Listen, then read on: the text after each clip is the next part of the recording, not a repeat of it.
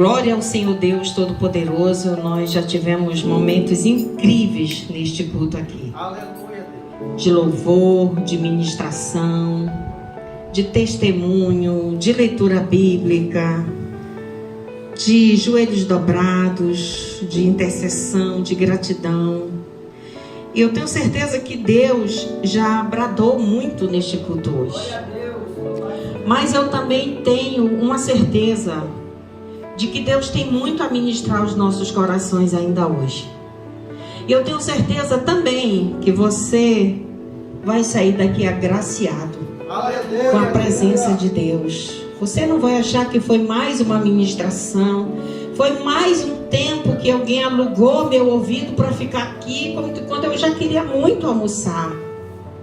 Eu acredito que com este último maná que Deus está, quer dizer, caminhando para ser o último maná, porque dentro desse maná tem as sobremesas maravilhosas que o Papai do Céu preparou. Você vai sair daqui agraciado com a presença de Deus. A responsabilidade de ministrar num culto multitemático é muito grande. Eu pedi do Senhor que Ele me capacitasse, sobretudo para não esquecer. Porque o volume de informações que eu tenho a trazer é muito grande, mas eu não tenho muito tempo. Então eu peço a Deus, por sua infinita graça, bondade e misericórdia, que me ajude. Eu peço aos amados eu peço ao irmão voluntário, nosso irmão Marcelo, né? Marcelo, que nos ajude aqui na leitura bíblica de Gênesis, capítulo 35, versículo 18. E depois 49, versículos 1. Observe na programação. Cadê o nosso suporte da programação? As bases que estão declaradas na programação. Acho que está aqui. Gênesis 35, 18. 35, 18, depois 49, versículo 1. 27 e 33. Ok. Primeiramente, Gênesis 35, 18. Peço à congregação que se coloque de pé. Vamos para o 35, 18. Amém? Já a ponto de sair-lhe a vida, quando estava morrendo, deu o filho o nome de Benoni, mas pai deu-lhe o nome de Benjamim.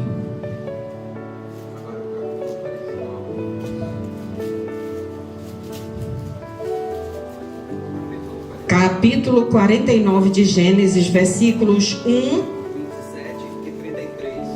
27 e 33. São as referências que nós vamos ler. 49, versículos 1, aí vai para o 27 e 33. Então Jacó chamou seus filhos e disse: ajuntem-se a meu lado, para que eu lhes diga o que lhe acontecerá nos dias que virão.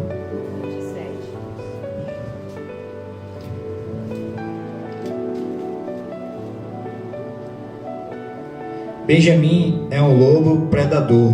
Pela manhã devora a presa e à tarde divide o despojo. Ao acabar de dar essas instruções, os seus filhos Jacó deitou-se e aproximou e foi reunido aos seus antepassados. Glória a Deus, muito obrigado, meu irmão. Pode assentar-se, a congregação também pode se assentar.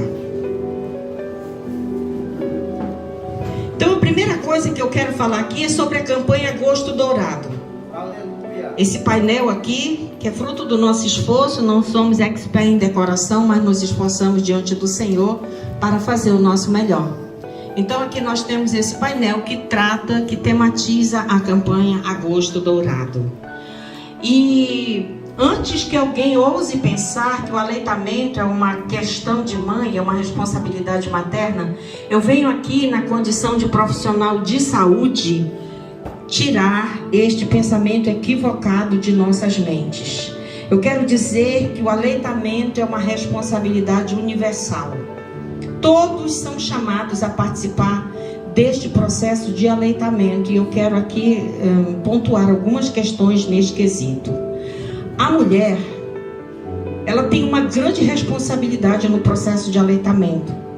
Porque existem mulheres que não querem amamentar porque elas acham que a sua mama vai ficar com uma aparência feia, flácida. E eu quero dizer que o aleitamento não prejudica a estética da mama. Existem tecidos que são mais suscetíveis à flacidez, mas é questão do tecido, não é questão da amamentação. Portanto, lançar sobre a amamentação essa responsabilidade é culpabilizar o errado, porque é o tecido que pode ser mais flácido, mas todas as mulheres são responsáveis pelo aleitamento. Eu quero dizer que quando uma mulher amamenta, o bebê exerce no seu palato, na sua língua, uma força muito grande no processo de sucção, no processo de sugar a mama para obter o leite materno. E o Espírito Santo de Deus me trouxe algo muito profundo acerca disso.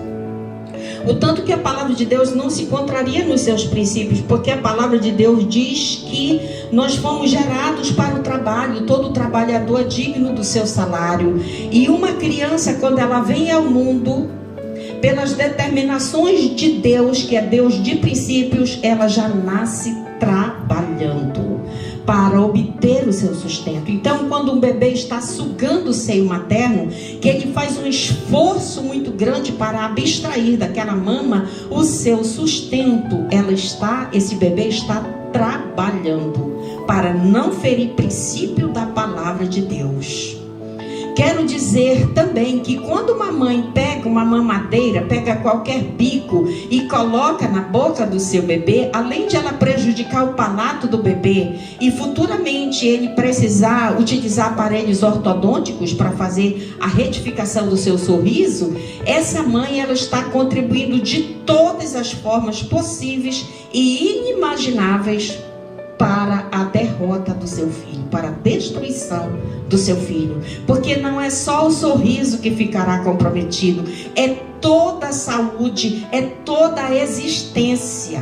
O aleitamento materno ele é tão precioso que o sinal de mais, este que é um sinal das 4 operações matemáticas, ele estará presente na vida de um bebê alimentado ao seio materno. Ou seja, uma criança que é alimentada no seio materno, ela será mais inteligente, ela terá muito melhor rendimento na escola, ela será aquela criança que dará menos trabalho para o professor. A capacidade dela estará acima da média. Esta criança ela será muito mais afetiva. Eu quero até abrir um parêntese aqui para dizer que quando você pai, você mãe, vir uma criança, se for um menino brincando com uma boneca, não vá dizer que essa criança é um gay. Isso aí é um atentado contra a inocência, a pureza e a integridade espiritual de uma criança. Nunca jamais abra sua boca para pronunciar tal blasfêmia contra Deus. Porque quando uma criança é alimentada ao seio materno, recebe doses tão especiais de afeto, de troca, de reciprocidade, que uma criança, quando ela pega uma boneca, um menino, quando ele pega uma boneca ou um boneco, que ele começa a fazer esse processo aqui de cuidados, ele está paternando. Um menino está paternando um boneco ou uma boneca. Por quê? Porque ele está compartilhando com aquele objeto inanimado porções daquilo que ele recebeu quando ele teve contato com o seio materno. Então, quando um pai ou uma mãe faz uma coisa dessas, está arrancando com um braço de ferro de dentro da criança a sua pureza, a sua integridade e a sua capacidade futura de ser um pai afetivo para com o seu filho. Quando uma mãe subtrai de uma criança o direito de ele ser amamentado ao seio, está arrancando dessa criança o direito de no futuro ser um pai provedor, porque além de a sua saúde em todos os termos ficar comprometida, ele não desenvolveu essa questão do afeto. Então ele não vai ter afeição pelos seus filhos, ele não vai ter aquele cuidado, porque isso foi subtraído dele. Então uma mãe, ela tem uma responsabilidade muito grande de amamentar um bebê. Então as crianças alimentadas ao seio, além de mais inteligentes, mais afetivas, elas são mais sociáveis. Aquela pessoa muito introspectiva, que não gosta de contato, que é marrenta, que é ogra, que é difícil, talvez essa pessoa ela não tenha recebido o aleitamento materno, porque o aleitamento materno ele gera dentro desta pessoa esta sociabilidade. Gera essa química, essa ocitocina, essa coisa maravilhosa. Uma criança alimentada ao seio, ela vai ter mais saúde. Eu quero dizer que existem algumas patologias que elas assolam o planeta. Não é uma questão da região amazônica, é do planeta. Então, a população mundial ela está muito afetada pela obesidade, pelo diabetes, pela hipertensão arterial, mais conhecida como pressão alta, e pelas doenças cancerígenas. E eu vou me deter apenas nestas 4: obesidade, diabetes, hipertensão arterial e doenças cancerígenas alojadas em diferentes partes do corpo.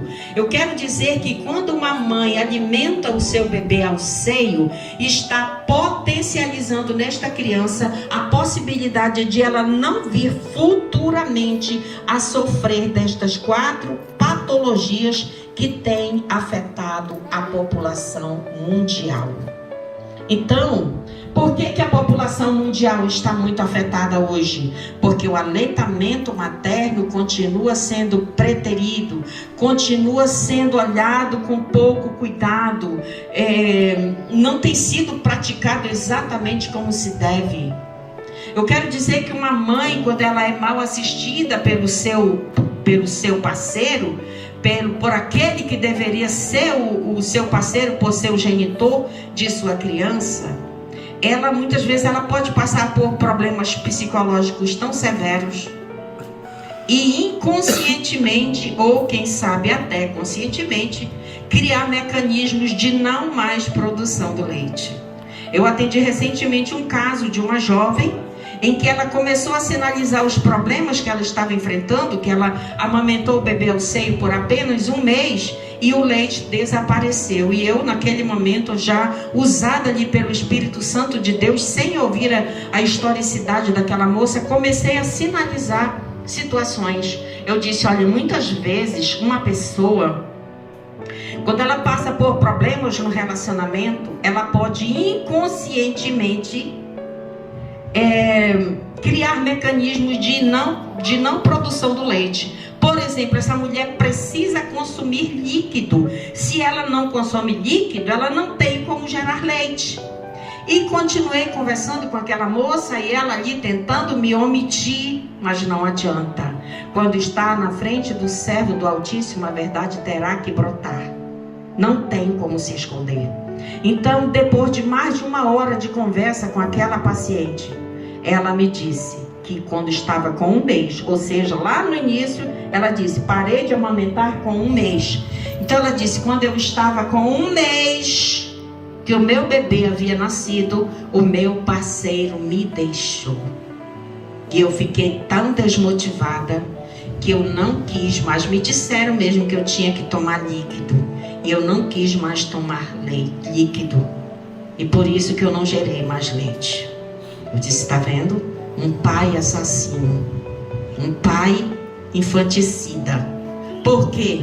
Porque pela sua ausência, pela sua negligência, pela sua omissão, esta criança estava agora com 7 meses, tendo sido alimentada ao seio por apenas 1 mês. Mas o que um servo do Senhor faz diante de uma situação dessa? Ele vai enfrentar, ele vai guerrear, ele não vai se ater apenas aos conhecimentos profissionais. E olha que eu tenho uma porção deles. Mas ele tem que se armar das armas da luz. E uma das armas da luz que nós temos é a oração, e sobretudo uma oração profética. Exercitar a nossa dimensão profética. Eu tenho sido insistente nesta fala, que nós temos que exercitar a nossa dimensão profética, é abrir a boca e liberar uma palavra que destrava o mundo espiritual, que desafia o céu no bom sentido.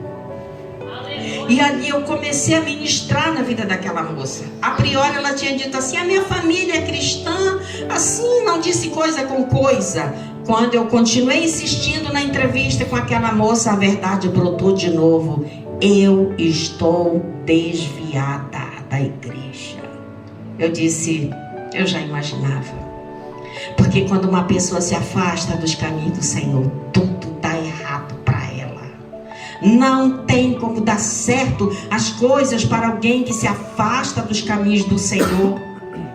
E ali eu chamei aquela moça ao concerto. E aquela moça se voltou para Deus. Aquela moça fez concerto com Deus. E aí, eu, investida da autoridade que está sobre a minha cabeça. Vocês já sabem como é que eu oro. Quando a oração é de decreto, vocês já têm visto como é que eu oro. Então ali eu mandei brado de oração para o céu. Vai ser destravado esse seio, vai ser destravada essa mama. Eu profetizo sobre a sua vida. Eu dizia sobre ela, eu profetizo que essa mama, estas mamas voltarão a gerar leite. E não será de cadinho, não, será muito para você ter, para abençoar inclusive outras mães. Eu profetizo que o seu bebê que rejeitou, segundo ela, a mama, vai amar se alimentar da senhora novamente. Vai haver uma troca, uma reciprocidade entre essa mãe e esse filho. Eu profetizo que a senhora vai ter provisão alimentar, porque quando uma mãe está em processo de aleitamento, é imprescindível que ela seja bem alimentada, porque o leite materno não perde a qualidade. Então significa dizer que esta mãe precisa estar muitíssimo bem alimentada, porque o leite materno não perderá o seu padrão. Aleluia. Não perderá a sua qualidade.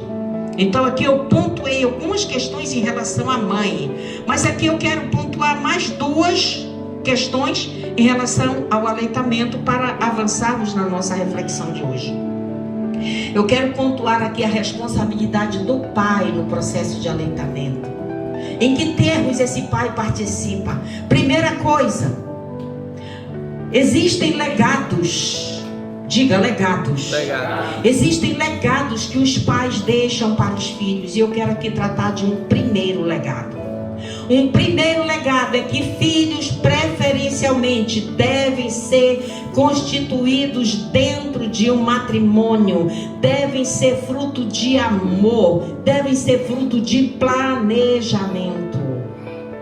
Quando os filhos são constituídos de relações extraconjugais, quando os filhos são constituídos de vida de prostituição, quando esses filhos são constituídos de relacionamentos não planejados, podem acontecer coisas tenebrosas. Como uma mãe, que também são as grávidas que eu atendo na UBS, onde eu trabalho. Aquela mãe, ela minou a minha força. Para aquela mãe eu não tive força de dizer algo, de tão tenebrosa que era aquela mulher, dizendo que ela não podia ter um primeiro, ela não podia ter, se ela tivesse uma única relação, ela engravidava. O nome disso é ventre fértil. O nome disso é ventre abençoado. Porque tem muitas mulheres estéreis que querem muito engravidar e não podem. Deus agraciou a madre dela com uma possibilidade de, numa primeira relação, ela engravidar sem dificuldade. E aquela mulher falava isso para mim com muita ira no coração. Ela falava com muito ódio. E ela disse assim: tá aqui eu grávida, mais uma vez, desta, abre aspas, tragédia. Ela decretou, porque boca de mãe tem poder e autoridade, que o filho dela seria uma tragédia. Eu não falei nada, porque todas as tentativas de orientar aquela mulher, parecia, como diz o ditado da região, parecia que eu estava dando com os burros na água, porque todas as minhas falas ela confrontava. Então, o filho dela será uma tragédia. A boca declarou. Então, filhos têm que ser fruto de amor, de planejamento. Porque quando eles vêm fruto de desamor, de não planejamento, quando eles vêm fruto de relações extraconjugais, quando eles vêm como fruto de abuso sexual, a bronca é alta. Então, os pais têm que deixar esse legado na vida dos filhos. Eu estou aqui me referindo a pais que querem gerar novos filhos, ou que ainda não são apenas filhos, mas têm pretensões paternais. Atentem para o que eu estou falando. Planejar um filho, constituir um filho em base de amor e de relação matrimonial é legado. Aleluia. É bíblico-cêntrico. Tem que ser assim, se você quer que o seu filho não seja uma tragédia, mas seja uma bênção. Glória a Deus. Um outro ponto que eu quero dizer: pré-natal é legado na vida dos filhos. O Ministério da Saúde de um certo tempo, adotando as mesmas convenções internacionais, adotou o critério de que o pai, o genitor, também tem que fazer o pré-natal. Para que esse pré-natal serve? Para ele ter mais aproximações com aquele ser embrionário em fase de formação intrauterina. Ali, ele tem que ter essa experiência de paternar essa criança, de acompanhar, mas também de verificar as condições de saúde dele, para que ao tempo do nascimento este pai esteja absolutamente grávido, absolutamente apaixonado por esse novo ser familiar que está chegando, e ele esteja com uma saúde incrível, maravilhosa. Se ele estiver em situações de vício, de drogadição, a saúde vai tratar, a família vai tratar, ele vai estar liberto desta situação para que ele possa assistir qualitativamente o seu bebê e a sua parceira. Então, pré-natal é legado na vida dos filhos. Eu quero falar de um terceiro legado que os pais deixam na vida dos filhos. Chama-se nome. Chama-se nome.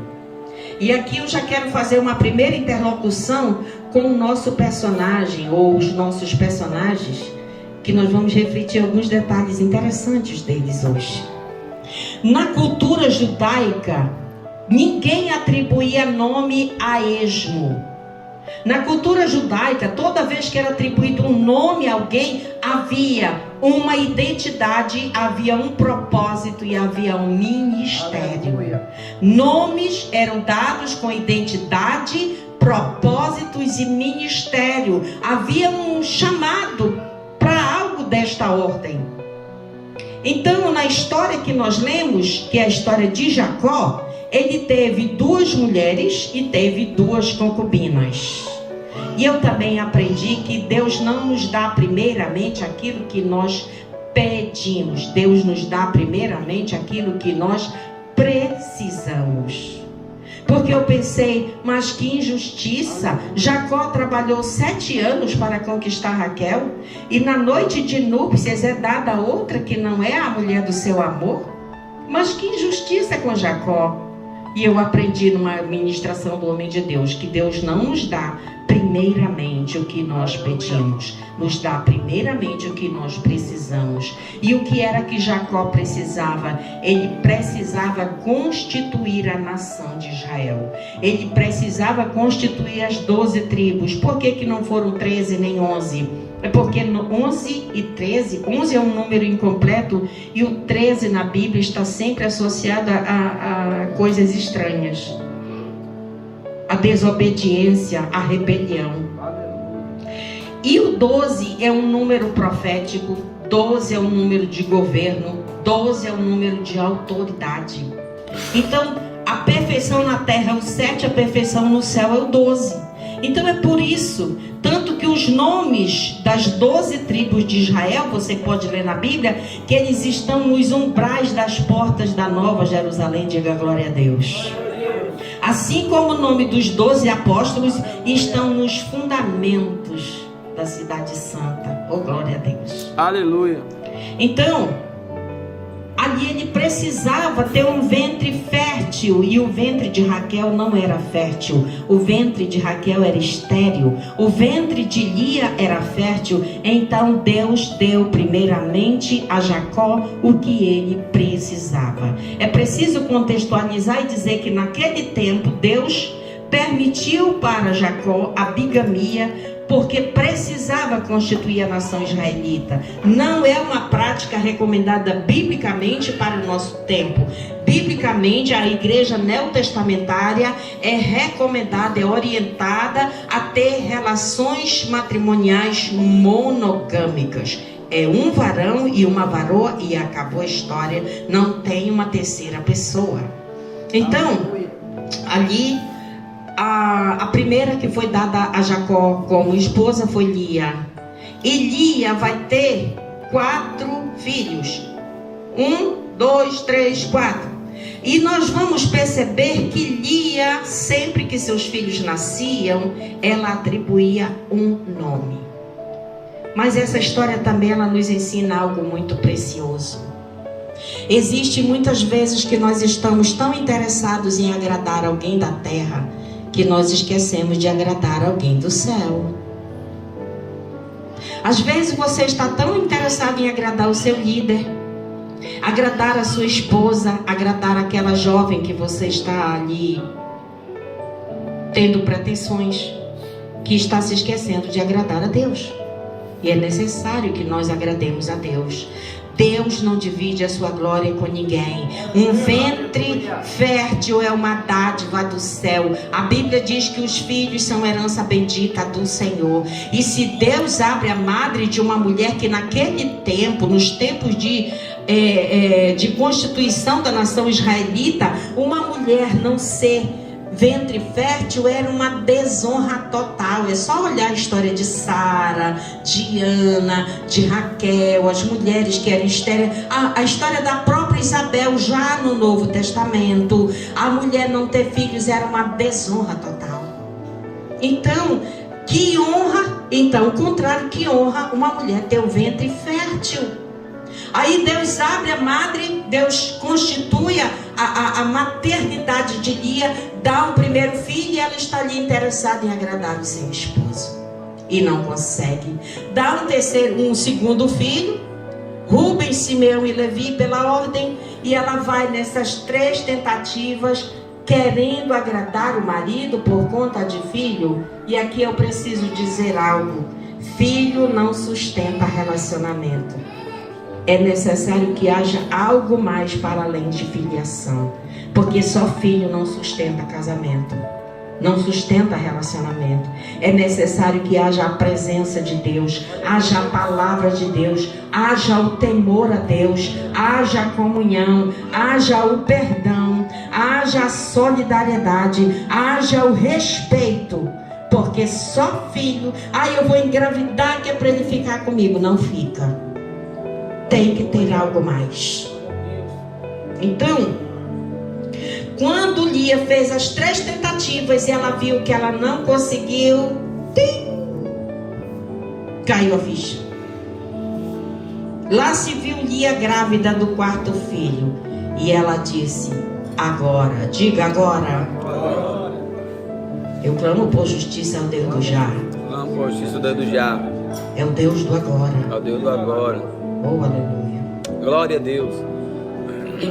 Como quem diz assim, demorou, né? Antes tarde do que nunca. Vem o 4º filho de Lia. E ela vai dizer: agora eu louvarei ao Senhor. Aleluia. Glória a Deus. E ele se chamará Judá. Eita, aleluia, glória a Deus. Dá até choque.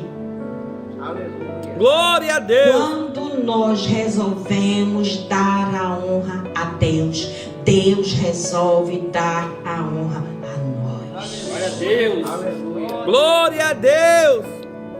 Porque Deus olhou lá do céu e disse: ah, agora você me deu louvor, Lia, então agora eu também te louvo, Lia. Fica tranquila, Lia.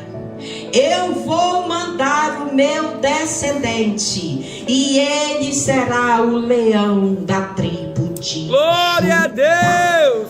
Aleluia. Ele será o leão da tribo de Judá. Ele não virá da tribo de Rubem, teu primeiro, não virá da tribo de Simeão, teu segundo, não virá da tribo de Levi, o teu terceiro, mas como tu me deste o louvor que eu mereço no teu quarto filho, então dele virá o leão da tribo de Judá.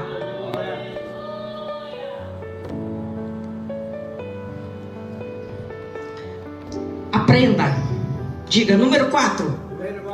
Número 4 na Bíblia quer dizer restituição.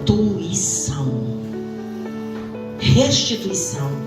Toda vez que você estiver diante de alguma situação que tiver o número 4, dá glória e aleluia, porque tem restituição nesse negócio.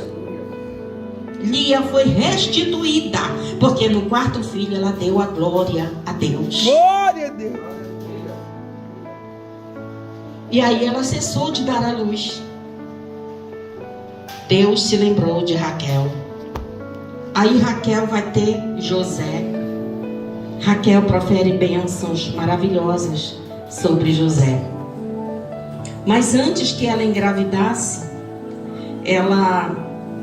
Raquel disse algo muito ruim e custou muito caro para ela dizer isso. Raquel disse para Jacó assim: dá-me filhos ou dê-me filhos, se não morro. Muito cuidado com as nossas orações, porque Raquel disse: dê-me filhos, se não morro. E no seu segundo filho ela morreu na gravidez. Pediu, né? Envolveu a palavra morte.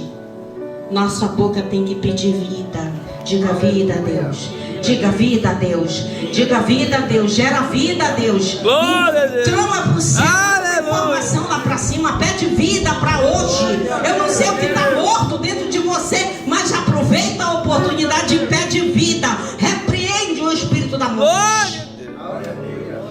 Porque ela disse: dá-me filho, se não morro. E em Benjamim ela literalmente morreu. Para nos ensinar a vigilância no falar. Aleluia. E ali Raquel engravidou. E ali no capítulo 30, as concubinas vão engravidar. A concubina de Lia dá 2 filhos para ela. Olha que coisa incrível. Ser concubina, ser a segunda mulher não era legal. Não era muito honroso, não. O legal mesmo é ser a esposa. Tem mulher que se submete a viver anos a fio na condição de amante. Ou coisa triste, ou coisa tenebrosa. Deus quer derramar sobre a cabeça de cada mulher a honra de ser a esposa. Não é amante, não é o plano B. Ele passa os dias mais lindos com a esposa e um restinho, um cadinho de coisa nenhuma para mim que sou amante. Não! Deus quer dar às mulheres a honra de esposa.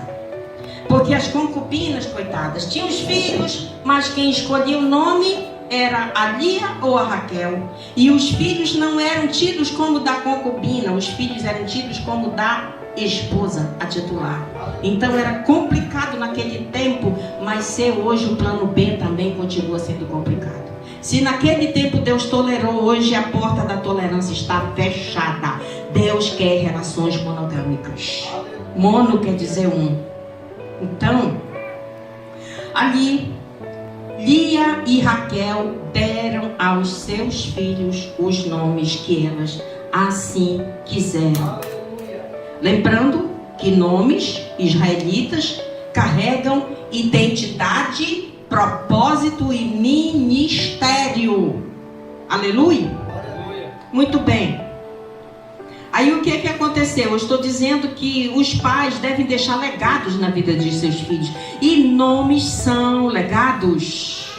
Quando nós atribuímos atribuímos ao nosso familiar um nome, nós estamos literalmente decretando algo na vida daquela pessoa. Portanto, se tem um acolhido nosso aqui, se tem umzinho de nada que não sabe qual é o significado do seu nome, vai pesquisar lá no Google. Se o seu nome não é uma composição, mistura desse com aquele, é um nome conhecido, fica tranquilo, você vai achar lá no Google o significado do seu nome. Porque todos os nomes têm significados. Certa vez eu querendo prestar as honras ao meu irmão Manuel, eu fui pesquisar lá no Google. Pensa no meu sorriso de orelha a orelha, de felicidade demais da conta. Porque eu descobri que Manuel é uma derivação de Emanuel. E Emanuel quer dizer Deus conosco. Então meu irmão carrega o nome de Deus. Aleluia. Mesmo que meus pais não soubessem, mas decretaram que o meu irmão carregaria para sempre o nome de Deus com ele. Então, existem pessoas que atribuem nomes, dão legados aos seus filhos, atribuem nome de artista, nome de jogador, nome de desenho, nome de herói da TV, que de herói não tem nada. Você quer saber sobre herói? Leia sobre os heróis da fé. Leia o Velho Testamento que está assim, ó, de heróis da fé. Se inspira, vai lá saber qual é o significado do nome. O que quer dizer Davi, o que quer dizer Misael, o que quer dizer João, Jacó, José. Vai lá pesquisar o que significa. E cuidado, porque não basta ser nome bíblico, tem que saber o significado. Qual é o nome que a senhora quer colocar na sua filha? Dalila. Dalila é um nome que eu já vi umas Dalila por aí. Mas você conhece a história de Dalila? Será que é um nome bom mesmo para você colocar na sua filha? Qual é o nome que você quer colocar? É Safira. Ah, Safira é um nome muito lindo, é o nome de uma pedra preciosa. Mas você sabe o que Safira aprontou lá em Atos 5? Pois é bom pesquisar. Porque não basta ser bíblico. É bom pesquisar o significado do nome, que referencial, que história, que biografia aquele personagem bíblico deixou. Para quando o seu filho abrir a boca e declarar o nome que ele tenha gozo na alma, ele tenha alegria de dizer que o nome dele é tal coisa. E você ter paz no seu coração de saber que você atribuiu ao seu filho um nome que tem uma carga espiritual afirmativa. E deixo também aqui um conselho aos pais. Pesquisem no Google o significado dos nomes que vocês já deram aos filhos de vocês. Existem pais que dão nomes de deuses egípcios, dão aos filhos os nomes de deuses gregos. Não façam isso, pelo amor de Deus. Eu tive uma secretária que ela estava grávida e eu conversando com o nome, mas quando a ovelha casa rebelde, o preço é alto. E eu orientei: escolha nomes bíblicos, escolha nome da palavra de Deus. Entrou aqui, saiu aqui. Quando eu soube, a menina já estava registrada. Qual o nome? Isis. Eu particularmente acho Isis um nome muito bonito. A fonética, a sonoridade desse nome para mim é extremamente agradável. Mas é nome de deusa. Não convém a uma criança que é filha de crente. É paganismo. Eu disse: vá lá assistir os rituais satânicos. Vai lá assistir os rituais satânicos de consagração satânica de um túnel muito grande ligando parte da Europa. Veja lá se não tem lá rituais satânicos envolvendo o nome de Isis. Eu quero o nome dos meus filhos envolvendo as coisas de Deus, não do diabo. Então não basta o nome ser bonito, ele tem que ser algo que atrai a presença de Deus e não a presença do inferno. Os pais têm que vigiar em relação a isso. Aleluia, a igreja está aí? Glória a Deus, aleluia. Eu não sei, eu tenho uma desconfiança que a igreja não está aí. Eu vejo bancos vazios. Glória a Deus. Aleluia, Senhor. Misericórdia. Então, Jacó, não sei, naquele momento as mães deram aos filhos os nomes. Quero dizer mais uma coisa acerca do legado do nome. Nome é algo para ser decidido pelo pai e pela mãe em consenso. Porque se o pai atribuiu um nome, a mãe atribuiu outro nome, em base de briga, de conflito, de confusão. Oh, Jesus! O nome que carrega, que uma pessoa vai carregar a vida inteira, fruto de confusão, de conflito, de contenda. O nome tem que zelar por estes princípios e tem que ser atribuído em clima de consenso, de união, de comunhão, de unidade. Quem está entendendo diz glória a Deus. Glória a Deus. Não pode ser atribuído de qualquer forma. Outra coisa, nomes não são para serem atribuídos a um bebê no ventre depois que já fez a ultrassom e já identificou o sexo. Não façam isso em nome de Jesus. Não façam isso.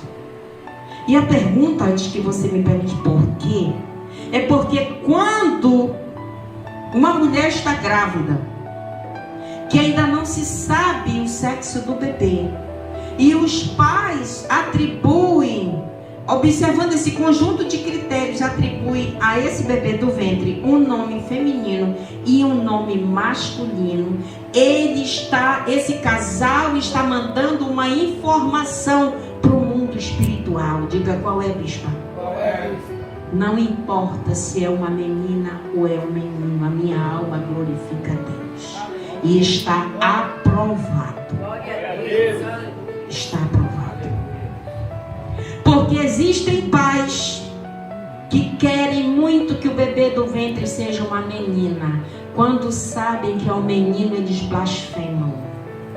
Querem muito o menino. Quando sabem que é uma menina, blasfemam. Eles estão dizendo que não estão felizes, não estão satisfeitos com a dádiva do céu, que Deus errou, porque não atendeu à vontade deles. Imagina pais que querem tanto que vê um menino e vem 5 meninas. Vai glorificar a Deus pelas 5 meninas.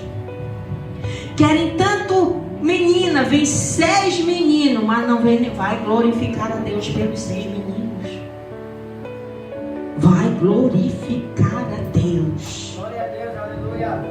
E quando o bebê nascer, eu já acompanhei relatos de situações que o bebê nasceu, era menino, mas os pais haviam preparado todo o enxoval feminino.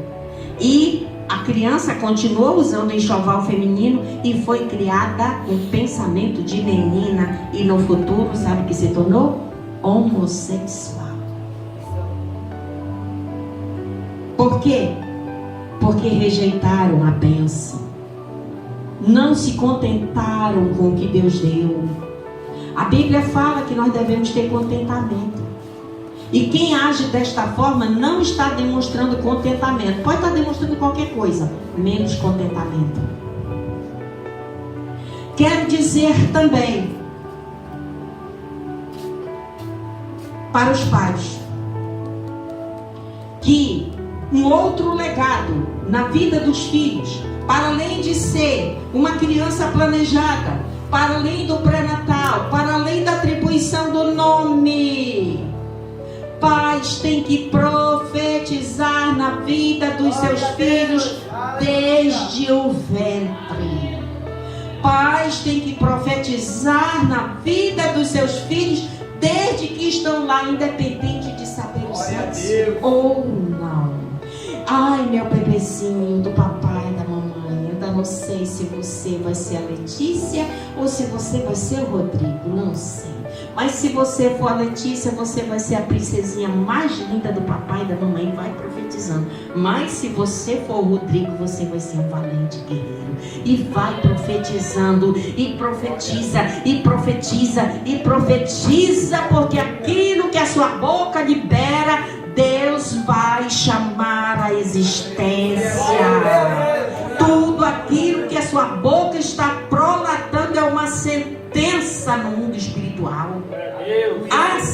desta congregação entender isso. Não espere seus filhos ficarem grandes para você profetizar na vida deles. Não espere. Eu vou citar 2 exemplos. Um que eu considero top das galáxias e o outro que eu particularmente não acho que foi o melhor.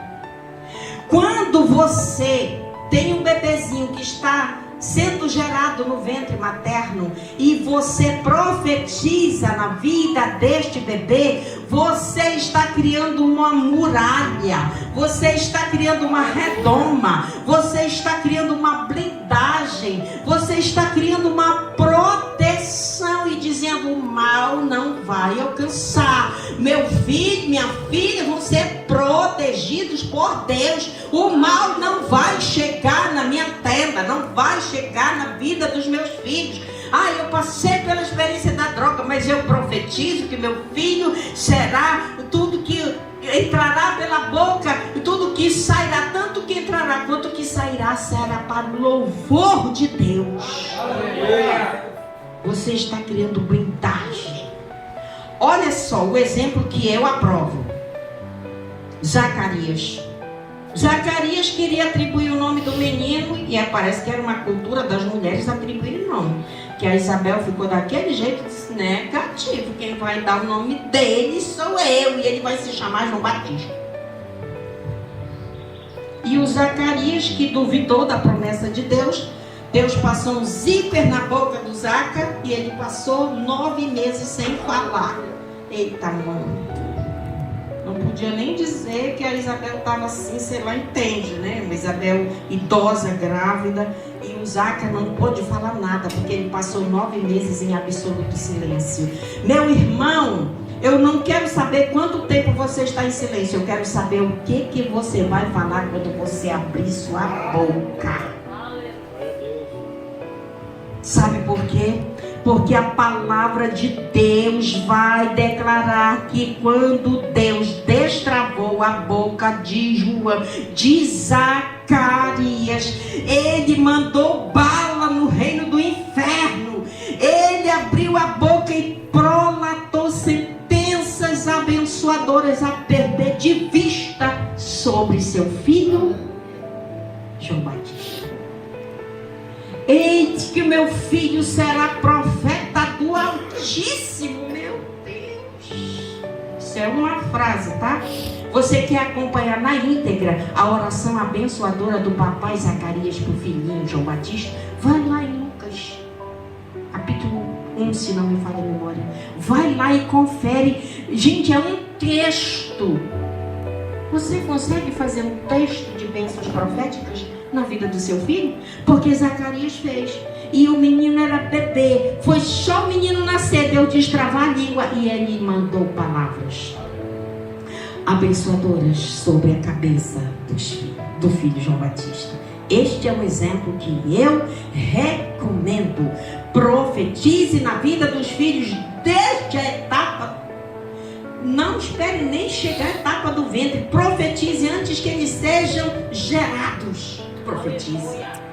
Profetizar com mais antecedência. Quanto mais antecedência, melhor. Mas no extremo nós vamos ter um outro pai que deixou para lançar as palavras proféticas na vida dos filhos no final da vida. Oh, Jesus! Que tristeza! Sabe por quê? Porque quando esse pai foi prolatar as palavras proféticas na vida dos seus filhos, eles já tinham aprontado todas e mais um pouco. Olhando para o princípio da palavra, eu posso entender que se ele tivesse ministrado palavras proféticas no início, ele teria protegido. Mas como ele foi prolatar no final, a palavra profética que ele libera sobre a vida dos filhos já é com base no prejuízo causado no mundo espiritual. Eu vou exemplificar só 2. Eu estou falando de Jacó. Eu estou falando que Jacó foi profetizar na vida dos filhos quando ele já ia morrer, e nós conferimos na Bíblia. Ele acabou de profetizar na vida dos filhos e morreu. Ditosa velhice. Não façam isso. Talvez Jacó não soubesse. Ele era um patriarca, ele era um desbravador do mundo espiritual. Ele era um iniciante, mas nós não somos mais iniciantes. Essa coisa de iniciante não nos pertence, porque nós temos a Bíblia toda constituída. Glória a Deus. Não há mais razão para a gente brincar de vacilar. Não há mais razão. Então, Rúben, o filho, ele diz: Rúben, tu és o filho da minha juventude, eu te gerei na minha força, tu és o filho do meu vigor, vírgula, mas de ti passou a primogenitura. Ser primogênito naquela época era muita honra. Ele disse: mas de ti passou a primogenitura, Rúben. Sabe por quê? Porque você se relacionou sexualmente com a minha concubina Bila. Perdeu, playboy, perdeu a primogenitura. Disse Simeão e Levi: eu não me reúno no conselho das violências de vocês, porque vocês foram varões violentos.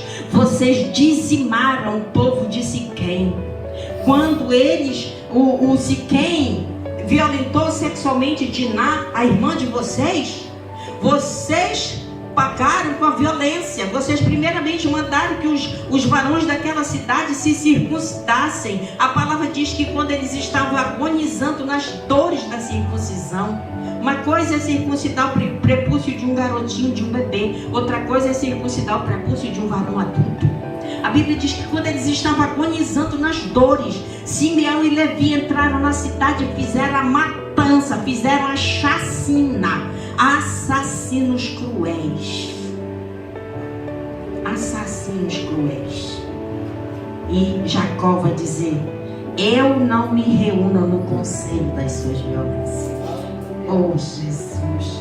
Mas não poderia ter poupado esses filhos? Não poderia ter criado uma blindagem de oração? Eu levanto a minha mão e eu profetizo que eu jamais terei filhos assassinos. Eu jamais terei filhos homicidas. Meus filhos jamais derramarão sangue. E seja inocente, seja culpado, Deus fará justiça, mas os meus filhos não terão a mão marcada pelo sangue. Ele poderia ter acobertado, mas não acobertou. Então,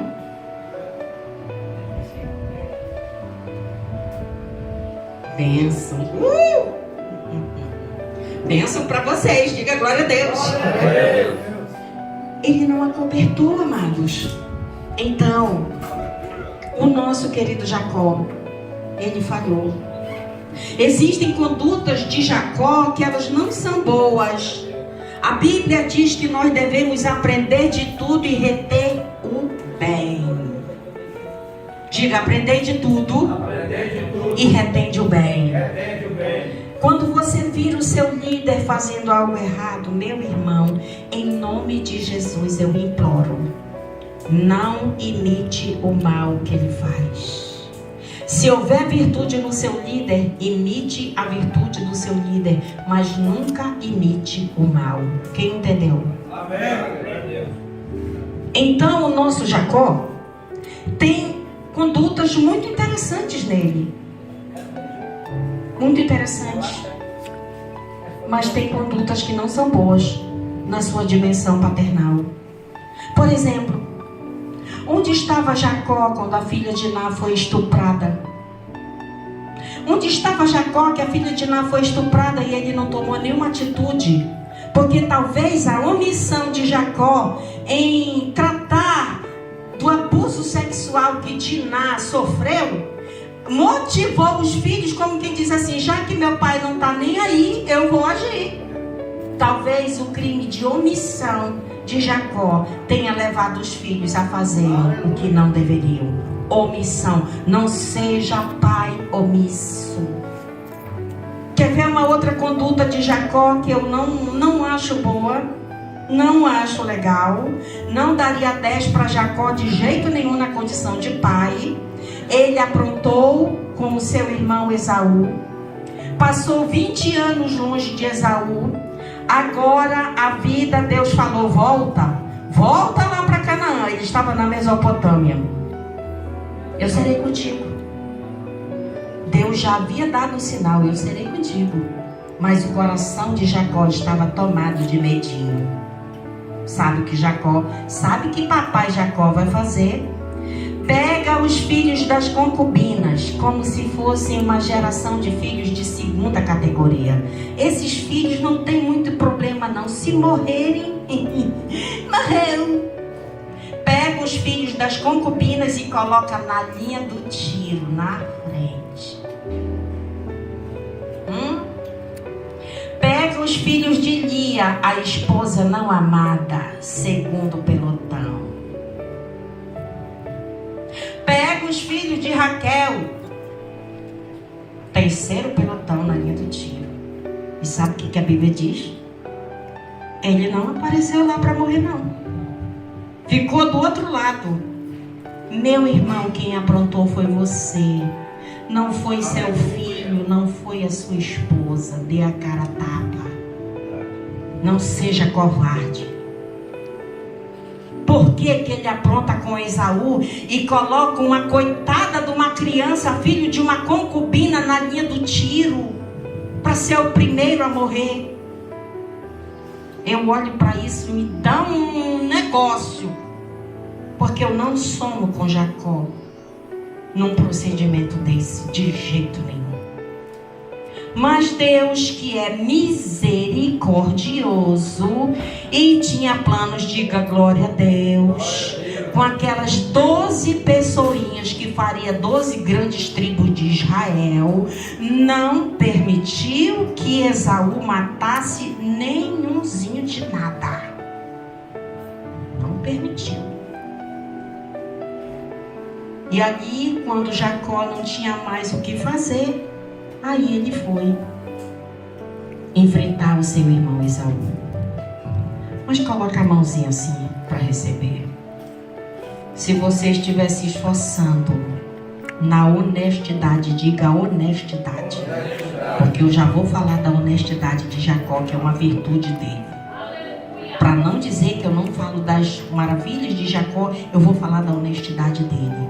E eu quero profetizar na sua vida que enquanto você está aqui cuidando das ovelhas do papai, se você, observe que o critério é se você estiver agindo na honestidade. Honestidade é um critério. Essa palavra profética que eu estou liberando, ela está condicionada a você agir na honestidade. Se você estiver agindo na honestidade, aquele que está lá fora, que foi seu algoz, que queria sua cabeça, Deus vai preparar o espírito dele para que quando você se encontre com ele, seja um encontro de paz e não de morte. Recebe o nome de Jesus. Amém.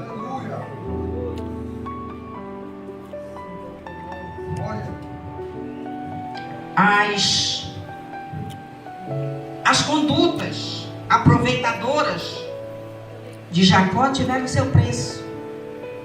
Porque ele foi lá para o titio Labão. E o titio Labão era um macumbeiro daquele preço.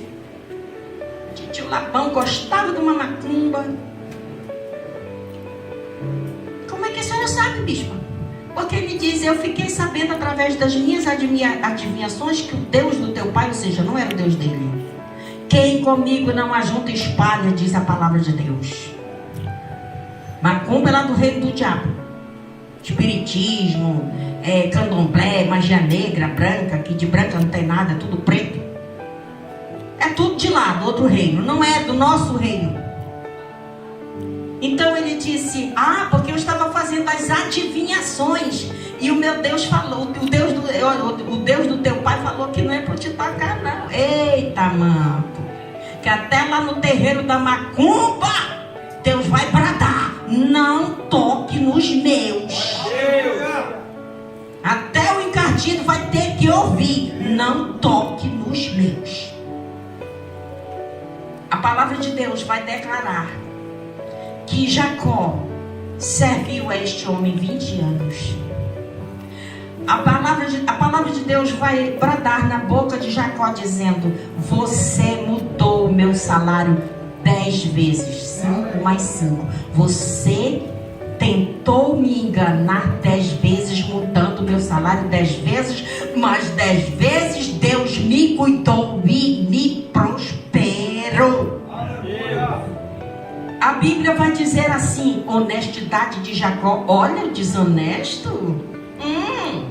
Aquele que foi desonesto para com Esaú aprendeu. O deserto ensina. O deserto ensina.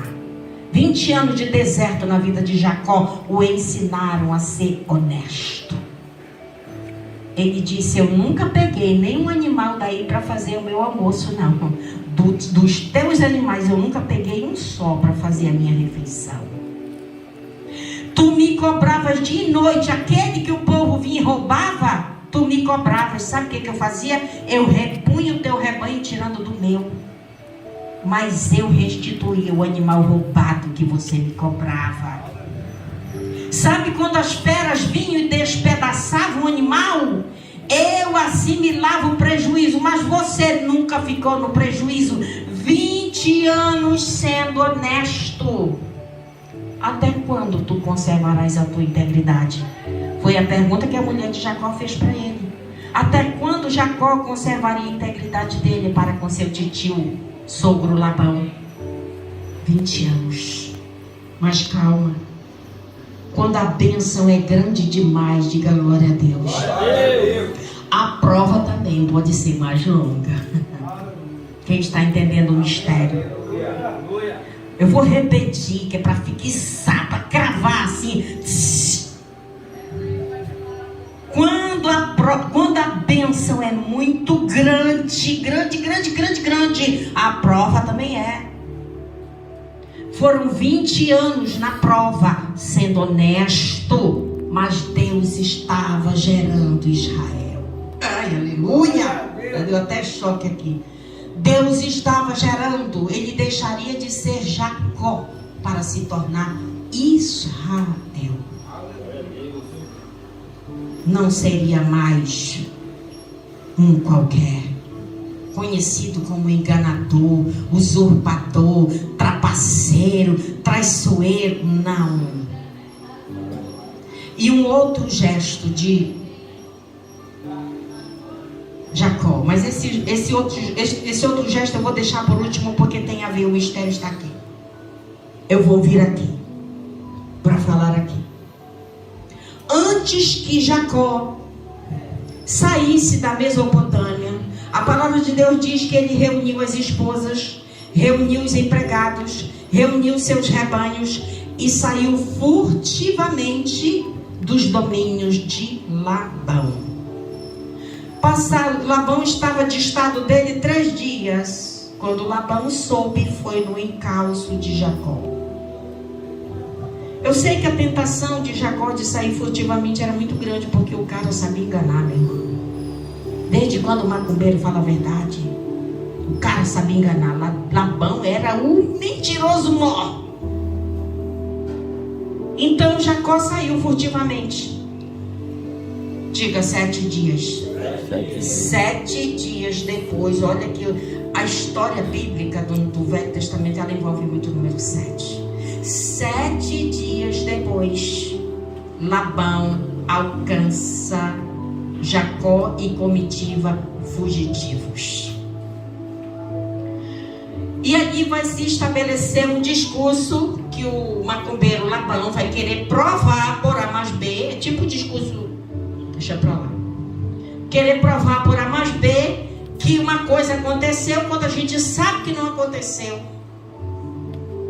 Que é uma falcatrua, que é uma mentira, que é um engodo, que é um engano, mas quer enfiar a goela abaixo para a gente acreditar numa coisa que está mais do que provado que não foi aquilo.